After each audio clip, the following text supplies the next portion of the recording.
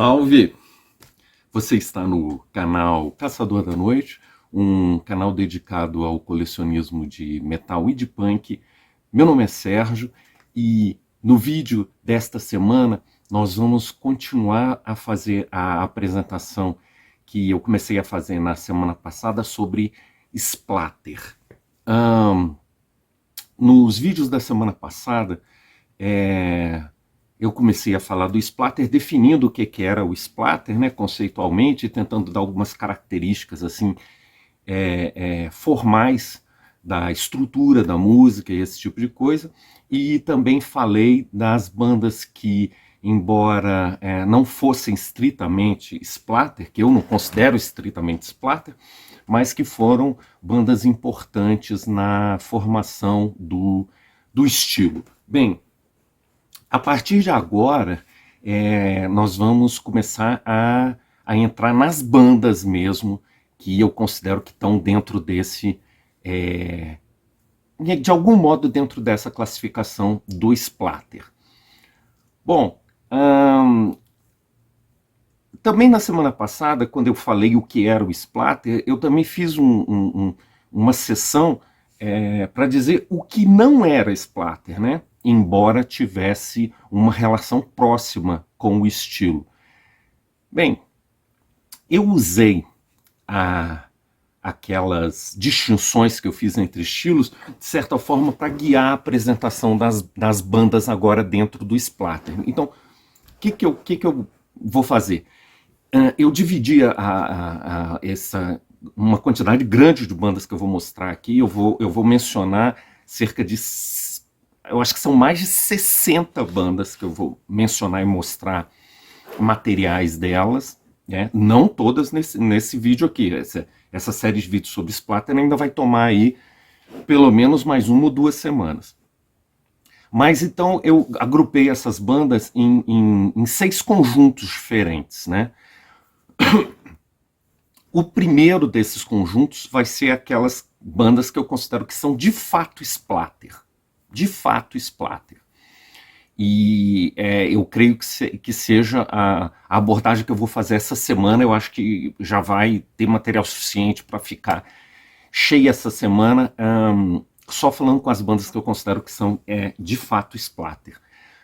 Mas já dando um guia de como é que vai ser essa exposição, depois de eu falar dessas bandas que eu considero que são splatter mesmo, eu vou apresentar mais 5 grandes grupos de banda, e aí eu vou me valer daquelas diferenças que eu fiz entre estilos nos vídeos da semana passada, né? Eu fiz algumas diferenças específicas de estilo. Eu queria só retomar aqui o que foi que eu disse.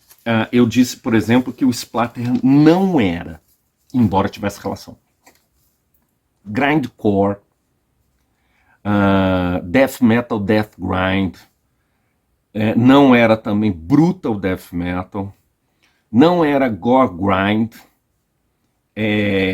não é porn gore, ou pornogore, e também não é gore noise. Eu aproveitei essas discussões que eu fiz agora, que eu fiz na semana passada, que foram essas, para dizer o que não era o splatter, agora para fazer essa apresentação do que é splatter. Porque eu vou, então, concluindo, eu vou apresentar o que é splatter e depois eu vou apresentar mais 5 grupos de bandas que eu considero que estão dentro do splatter, mas já estão ligados a algum desses gêneros que eu falei que não era splatter. Então, como é que vai ser isso? Vou apresentar as bandas de splatter, depois em sequência eu vou apresentar bandas que são de splatter, mas estão misturadas com grindcore e grind noise. Depois eu vou apresentar bandas que são de splatter, mas estão misturadas com death grind. Depois eu vou apresentar bandas que, obviamente, são de splatter, mas já estão muito misturadas com um death metal mais clássico, ou com aquilo que eu estava chamando de death metal cadavérico.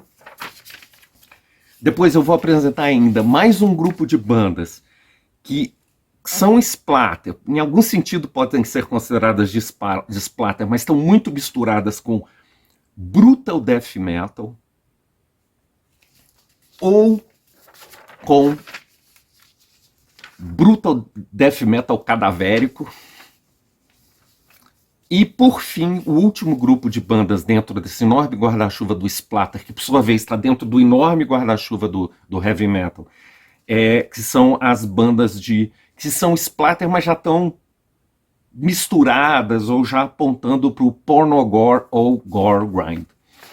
Então, quer dizer, foram importantes aquelas diferenciações que eu fiz de estilos do splatter, porque eu diferenciei, mas mostrei que tinha relação. Porque agora, quando eu for apresentar as bandas de splatter, eu vou usar aqueles estilos para fazer uma divisão em grandes conjuntos. Esses 6 grandes conjuntos que eu vou usar para apresentar o fenômeno do splatter de uma forma mais ampla, do splatter clássico. Começando nesse vídeo de hoje por aquelas bandas que eu acho que a gente pode considerar de, entre aspas, puro splatter. Bom, feito essa introdução aqui, eu só queria pagar uma dívida que eu fiquei dos vídeos da semana passada, porque eu deixei de mostrar aqui as demos do Agathocles que eu tenho. E eu disse que eu ia mostrar, então eu peguei agora e vou pagar essa dívida. Bom, eu tenho a primeira demo do Agathocles, que é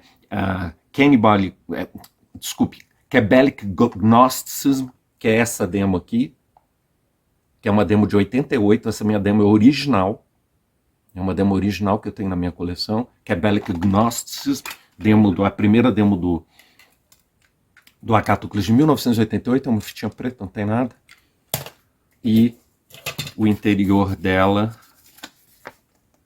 é um xerox, mas é um xeroxzinho assim mais de qualidade, né? Não é um xerox tão porco que a gente via naquela época, é um xeroxzinho um pouco de melhor qualidade. Tá aqui a demo a grande demo de estreia do Agathocles Cabalic Gnosticism, e eu tenho aqui também a segunda demo do Agathocles, que eu também acho que é de 1988, acho que é do mesmo ano, só que essa eu não tenho original, essa eu tenho, é uma reedição que eu vou mostrar, uma reedição da Grindfather inglesa, que saiu há não muito tempo atrás. Essa é a fitinha, legalzinha a fita, e essa é a capa, né? If this is gore, what's beat them? Né? Aquilo que eu falei do Agathocles, que eles, né, principalmente nessa fase inicial, eles usaram muito o conceito do splatter, né? Mais especificamente do que o conceito, a estética do splatter, mais dentro daquela coisa política do Agathocles, né? Que não era necessariamente a onda do splatter original. Bom, tá aqui, então, as duas grandes demos do Agathocles, da fase mais legal do Agathocles, que é essa fase inicial deles, que vai aí pelos anos 90, né? Chega até o começo dos anos 2000, aí depois deu uma caída de qualidade, né, a música do Agathocles. Bom, então tá, isso foi só para pagar essa dívida que eu fiquei da semana passada, e agora sim vamos entrar então, começar a falar sobre as bandas de splatter mesmo. Bom, eu acho que assim, para começar a falar das bandas de splatter, e também vai ficar menos teórico agora, porque a gente vai entrar mais nas bandas, vai ficar uma coisa um pouco mais de colecionismo mesmo agora, de mostrar os materiais. Mas para né, assim, chamar a primeira banda, não tem como ser outra, né, cara? Não tem como ser outra. Acho que qualquer apresentação do splatter, essa é a banda que você tem que apresentar. É o Carcass, né? Carcass, essa aqui é a demo do Carcass, a demo de 87 deles, Flash Ripping Sonic Torment. É a demo de 87 do Carcass, é o primeiro material deles, o material com que eles entraram na cena, né? E que entrada, né? Poucas demos tiveram um impacto maior do que essa. Eu acho que em relação à música extrema, talvez só o lado A do Scum, do Napalm Death, né, que foi lançado como demo primeiro, tenha tido um impacto semelhante a esse daqui. em relação ao metal extremo, pelo menos no fim dos anos 80. Bom, esse aqui é um bootlegzinho que eu tenho. É um bootleg. Isso aqui nunca foi lançado em vinil, essa demo do Carcass. Foi lançado depois em CD como extra do Reek of Putrefaction, numa das várias edições. Aí eu até vou mostrar essa edição, que foi relançado do disco. Eles botaram de bônus essa demo aqui, mas em vinil não foi lançado. Isso aqui é um bootlegzinho bem legal. Aqui até fala, né, demos LP 86, 87. Eu não sei porque que tá escrito 86 aqui. Ah, tá. É porque tem uma outra demo que eles fizeram, mas não foi uma demo para ser divulgada assim. Eu acho que foi de pré-produção do Symphony of Sickness. E aqui eles estão colocando a demo do Carcass como 86. Eu sei que ela foi lançada em 87. Eu não sei se ela foi gravada em 86. Eu acho que não. Eu acho que é de 87. Como isso aqui é um bootleg, né, cara? As informações que estão aqui você não pode levar assim, né? Confiar 100%, né? Eu acho que está errado esse 86 aqui, é 87.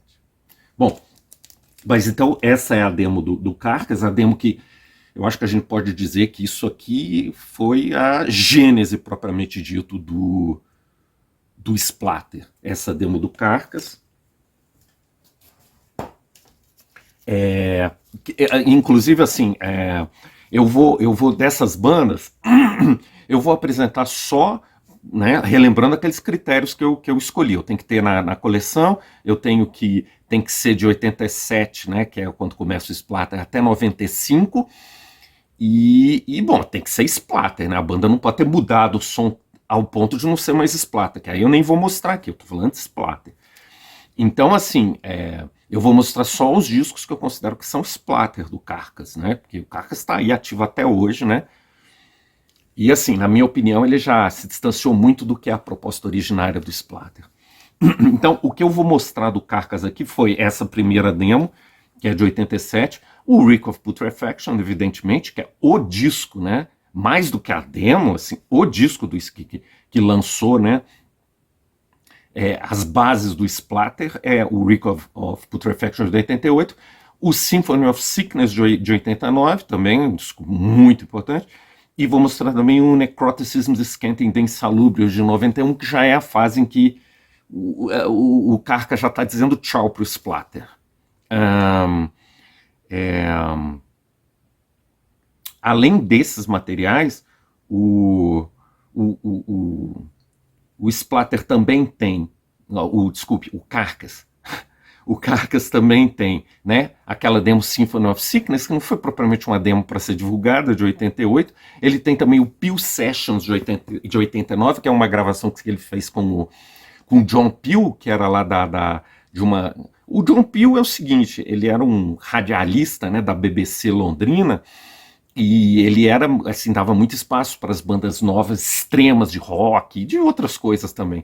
Então, muitas bandas fizeram gravações lá na BBC, em boas condições, no estúdio da BBC, lá da rádio, e lançaram depois o material com esse nome, The Peel Sessions. Peel porque é o John Peel, que era o produtor do programa.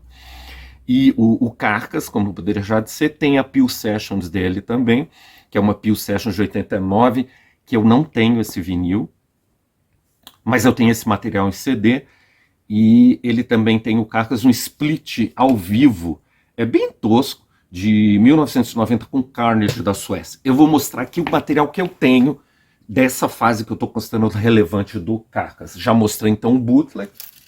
Agora, eu tenho também um outro bootleg de um show do Carcass que eles fizeram pouco antes lá na Inglaterra mesmo, que eles fizeram pouco antes do lançamento do Reek of Putrefaction. Aqui o bootleg chama Reeking Regurgitated Rotten Gore. Um vinilzinho legal, ó. É um bootleg com um show de pouco antes deles lançarem o Reek of Putrefaction. Agora sim, o clássico Reek of Putrefaction, o disco de estreia do Carcass. Essa aqui é uma first press inglesa da Earache. Uma First Press, vou mostrar aqui o selinho dela. Tá aqui, selo da Earache Records. Essa aqui é uma press de 1988, inglesa, é um First Press esse, que eu felizmente tenho na minha coleção. Eu tenho outras versões também do Reek of Putrefaction. Essa aqui é uma versão mais recente, lançada pela Earache.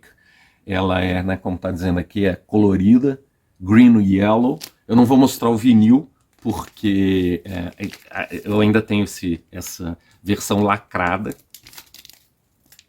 Tá aqui, né? Essa parte de trás é igual, o lançamento é igual do original. Desse mesmo ano em que foi lançado essa reedição da Earache, eles lançaram vários, assim, com cores diferentes, o vinil. Uma meia dúzia, eu acho, nesse relançamento da Earache. E eu peguei duas. Eu peguei aquele que é amarelo e verde, né? E eu peguei esse daqui que eles chamam de Pestilential Purple. Pestilence Purple. É o que eles chamam. E também ela tá selada ainda, eu não vou abrir aqui. Agora, mais uma versão do Reek of Putrefaction. E essa versão aqui é da Rock Brigade brasileira. Versão nacional da Rock Brigade, que eu, aliás, tenho duas. Como eu já falei aí, eu herdei a coleção de um amigo meu, e aí, então, muitas coisas eu tenho, com o vinil nacional, eu tenho repetido. Eu tenho duas.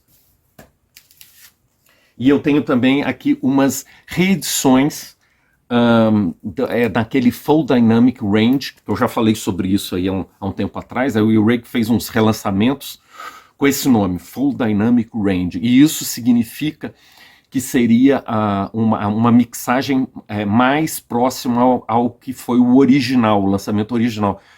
Porque diz a Earache que no curso dos anos, quando começou a se relançar esses materiais lançados em vinil, em CD, houve uma tendência de fazer uma mixagem aumentando o volume de todos os instrumentos, e isso perdeu o dinamismo e organicidade da música, né, como eram nos vinis originais. Então eles fizeram uma série de resgate dessa sonoridade mais orgânica, mais natural dos discos. E eu peguei também vários dessa Full Dynamic Range em vinil. Essa aqui é uma dessas, que tem essa capa, né? Seria uma capa censurada, né? A gente pode dizer assim. Bem, o Reek of Putrefaction, só para dizer alguma coisa sobre esse disco, o disco que deu, né? Porque eu falei que, de certa forma, o grindcore deu a gramática do splatter, né? E aqui fixou a gramática do splatter, mesmo dentro do splatter com o Carcass, né? Em relação àquele negócio lá que era do Napalm Death, né? O Carcass agregou um pouco mais de elementos de death metal, né? De forma geral, né? O splatter ele agregou mais elementos de death metal ao que era a estrutura mais básica do grind, e uma das bandas que foi responsável por fazer isso foi exatamente o Carcass, né, que misturou o grindcore com death metal para dar origem ao splatter. E nesse disco aí, no Reek of Putrefaction, vamos dizer assim, a primeira versão do splatter, ou seja, a versão mais bruta, mais crua do splatter, menos refinada, aquela versão assim mais básica, mais grosseira mesmo do splatter, né? Inclusive, assim, o Reek of Putrefaction, tem muita gente que tem dificuldade com esse disco. Não sei se ainda hoje, mas assim, eu me lembro que na época teve mesmo o pessoal que curtia metal extremo, porque ele é muito mal gravado, né?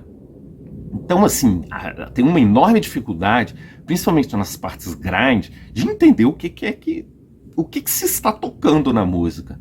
Se no Napalm Death isso já era um pouco difícil, aqui no Carcass, por conta das características de gravação do splatter, que são mais grave e mais abafada, isso ficou ainda pior, né?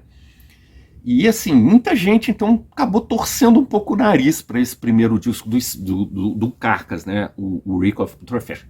Comigo isso não aconteceu, cara. Primeira vez que eu ouvi o Reek of Putrefaction do Carcass, eu fiquei em êxtase, cara. Eu falei, puta que o pariu, cara. Como é que alguma coisa pode ser mais perfeita do que isso, né? Porque o que eu tava atrás naquela época, principalmente, era de coisa que puxasse os limites do metal mais radicalmente possível. E o Carcass, no momento que surgiu o Reek of Putrefaction, era a quinta essência do metal, cara. Era a coisa mais radical que você podia ter de alguma coisa realmente metal, né? Porque o Napalm Death estava ali naquela fronteira, né, do metal com punk. Ele já era, tinha uma coisa nele muito punk, né? O Carcass já trouxe o grind mais pro metal, né? Então, assim, eu fiquei em êxtase quando eu ouvi esse disco, e eu até achei engraçado depois algumas pessoas dizendo, porra, mas você não achou aquele negócio muito mal gravado? Cara, eu falei assim, bicho, eu nem percebi que tava mal gravado. Pra mim tava fantástico. Quando entrava aqueles grind, o que eu queria era ouvir aquele cluster mesmo de agressão, de peso, de morbidez. Eu não tava interessado em saber se o cara tava tocando um Helm lá, ou se a escala era, sei lá, pentatônica. Eu não estava interessado nisso. Estava interessado naquela agressão, né? Principalmente quando eu entrava no grind. Quando entrava os grooves, aí era diferente. Você precisava ouvir um pouco mais do que estava sendo tocado. Mas, enfim. Cara, pra mim, assim, o Reek of Putrefaction é uma obra-prima, cara. Eu não ponho senão nele. Eu não estou entre esses que acham que o Reek of Putrefaction tinha que ter sido mais bem gravado. E eu acho que não tem o que mexer ali, tá perfeito como ele é. Mas assim, saibam, para aqueles que não acompanharam isso na época, que houve discussão sobre isso, e alguns defendiam que precisava ter sido um pouco mais bem gravado. E eu acho que os caras do Carcass ouviram essa crítica, porque aí eles gravaram esse disco aqui, ó.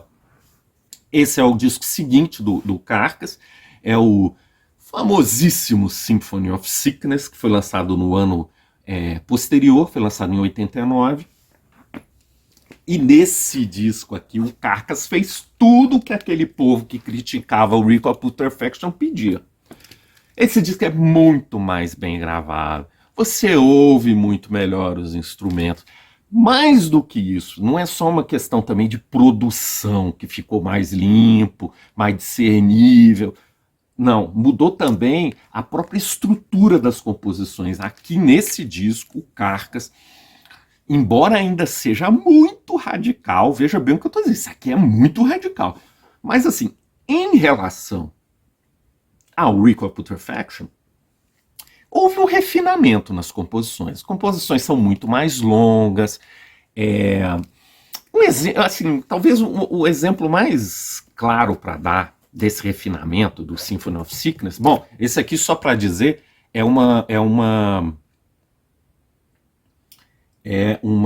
first press inglesa da Earache, né, que foi lançado também com essa capa. Eu acho que foi uma capa que censurou, sabe, a versão original, aí eles botaram essa capa aqui, mas essa aqui é a first press lançada em vinil, porque depois a que foi lançada em CD tá com a outra capa, aquela capa que é mais tradicional, né? Mas essa saiu assim em vinil. Isso aqui é uma first press inglesa.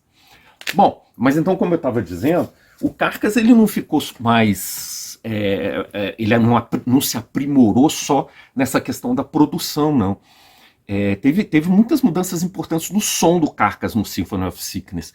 E assim, talvez um exemplo bem paradigmático dessa mudança seja exatamente a música de abertura do disco, né? Que por sinal é o nome do disco anterior, né?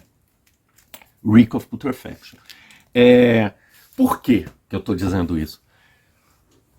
Do ponto de vista da estrutura. Porque, assim, a música, né? Bom, ela tem uma introduçãozinha, depois tem lá um acompanhamento de guitarra que mais ou menos segue a introdução, e aí sim, quando começa mesmo propriamente o tema da música, vamos dizer, com o que a gente é apresentado nesse disco do Carcass, a gente é apresentado com aquela patola sonora do Reek of Putrefaction, do LP Reek of Putrefaction anterior? Não.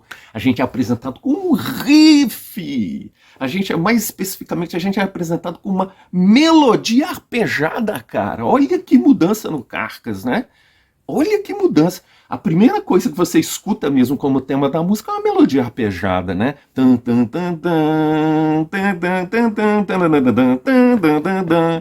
Bom, pedindo aí paciência com o meu solfejo ridículo, mas assim, cara, isso dá um cartão de visita nesse disco que é muito diferente do Reek of Putrefaction. E esse é um bom exemplo de como que a música do Carcass ela progrediu de um disco em relação ao outro. E o interessante é o seguinte, não foi só a melodia, porque podia ter entrado essa melodia que depois vira uma harmonia, né? Aí vem com mais punch em power chord, e aí entra mesmo a bagaceira da música e tudo, né? Mas aí é que está o importante. A melodia não é só uma introdução para vir a porradaria da música. Não, cara, a melodia, essa melodia de Reek of Putrefaction, ela segura o desenvolvimento da música inteira. As progressões que você vai tendo são desenvolvimentos desse tema inicial, né? Eu não vou fazer aqui uma análise estrutural dessa música do Carcass, que até poderia ser interessante, mas não é isso que é o objetivo do vídeo, mas eu só estou querendo assinalar que houve uma grande mudança do Carcass, do primeiro para esse segundo disco. E nesse segundo disco, eles melhoraram não só a produção do disco, mas assim, eles aprimoraram, vamos dizer assim, o desenvolvimento da música, que ficou, do ponto de vista assim, mais conservador da música, talvez, ficou uma música mais ajeitada, sabe? Com um tema introdutório, depois o desenvolvimento, aí os problemas, aí um fechamento, sabe? A música estruturalmente do Carcass ficou com uma cara mais, assim, simpática, vamos dizer, a teoria mais tradicional de composição, né? Que não era bem o caso lá no Reek of Sickness, não. No Reek of Putrefaction, no primeiro disco, que as composições são aquela coisa bruta mesmo, né? Assim, grosseira, quase ignorantes, né? Do ponto de vista da teoria musical mais tradicional. Esse disco não. Esse disco já é um disco muito mais requintado, vamos dizer assim, embora seja um disco ainda muito bagacento, né? Veja lá o que eu estou dizendo, né? Eu estou comparando em relação ao primeiro do Carcass, não em relação, sei lá, Iron Maiden, né? Não é isso. Continua bagaceiro pra cacete, mas é mais sofisticado, né? Num certo sentido. É mais dinâmico, é mais, né? Vamos usar termos menos carregados, assim, de juízo de valor, né? É mais dinâmico, é mais complexo, né? É mais elaborado estruturalmente. Tudo isso você pode dizer sem medo de errar, porque aí você está usando uma linguagem objetiva mesmo de teoria musical. E, bom, e aí, pois é, né? Fez esse disco, Symphony of Sickness, que para mim, eles representa muito bem a segunda variante do Splatter, se é que a gente pode falar em variantes. O Carcass é uma banda tão importante, cara, mas tão importante pro Splatter, que assim, ele mais ou menos, né, é um pouco como o Bathory pro black metal. Ele deu as variantes, né? Assim como o Bathory deu a variante do Viking Metal, a do black metal mais radical, né? A do black metal mais, sei lá, misturado com death, não sei o quê, né? O Venom, mais ligado ao Venom. Assim como o Bathory teve toda aquela riqueza, criou várias vertentes dentro do black metal, cada disco deles, né? É quase que uma variante do black metal. O Carcass aqui no Splatter é mais ou menos a mesma coisa. Esses dois discos do Carcass são pedras fundamentais de assim, dois modos de ver o Splatter. Um modo mais grosseiro, mais original, mais primitivo, que é o do Reek of Putrefaction. E um modo mais sofisticado. Essa palavra às vezes é meio complicada para usar num estilo tão brutal e tão primitivo quanto é o Splatter, mas assim, é uma versão mais sofisticada, mais requintada, que é a do Symphony of Sickness. E assim, o Symphony of Sickness foi muito bem recebido, né? Mais bem recebido até do que o Reek of Putrefaction, pelo menos é isso que eu vejo. Eu gosto dos dois igualmente, cara. Eu não tenho preferência. Eu acho dois discos maravilhosos. Eu não consigo escolher um ou outro. Eu acho que os dois representam vertentes diferentes, uma vertente mais podre e a outra uma vertente um pouco mais sofisticada. Mas são duas vertentes fundamentais do splatter e que deram ali origem aí a milhares e milhares de bandas, né? Mas aí o Carcass, o que aconteceu? Eu acho que os caras ficaram um pouco assim, inebriados com aquela coisa do Symphony of Sickness e de fazer coisas cada vez mais intricadas e mais, assim, mostrando que eles podiam, quase que de uma forma meio, assim, irônica, que eles podiam fazer coisas sofisticadas dentro daquela podridão que era a proposta do Splatter. E aí, o que aconteceu? Ah, sim, só vou mostrar aqui que eu ainda tenho outras versões do Symphony of Sickness. Eu tenho mais duas reedições aqui, uma delas é naquele Full Dynamic Range, essa outra que eu acho que o vinil é colorido, mas está fechado, eu também não vou mostrar. E também se eu for mostrando muito detalhe, como eu tenho muita coisa para mostrar, esse negócio vai demorar assim, né? Vai acabar o mundo e eu ainda estou falando de splatter. Então a gente tem que dar uma corrida, até porque esse vídeo aqui já está com meia hora.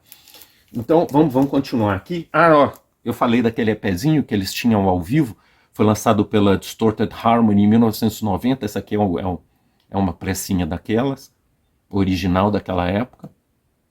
Uma press do Carcass com o Carnage, a minha é vinil preto, eu acho que tem colorido nessa. E eu tenho também, eu falei aí que eu não sou muito fã de bootleg, né? Mas por coincidência aqui do Carcass eu tenho vários. Eu tenho um outro booklet que é da turnê do Symphony of Sickness. Esse aqui foi gravado na cidade de Buffalo, em Upper State New York. É da Reek of Death Records, que é uma que lança um monte de bootleg, né? Para quem não sabe, Reek of Death Records é do pessoal da Hell's Headbangers, né? Eles têm uma gravadora assim, que pseudamente não são eles, mas todo mundo sabe que são eles, né? Ou de gente ligada a eles e tal, porque são eles que vendem, da Hell's Headbangers.